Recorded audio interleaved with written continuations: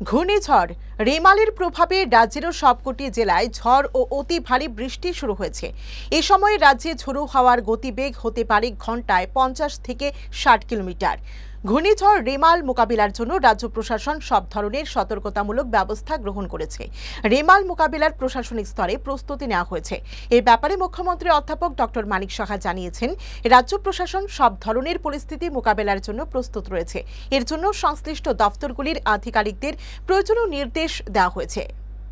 যে আমাদের সরকারি তরফ থেকে কালকেও অলরেডি বলেছে, আমাদের চারিদিক থেকে আমাদের ব্যবস্থাপনা খুব ভালোভাবে রাখা আছে। এর আগেও আমরা করেছি আরেকবার, যখন আমরা অলরেডি এই বিষয়টা নিয়ে আমরা খুব সচেতন।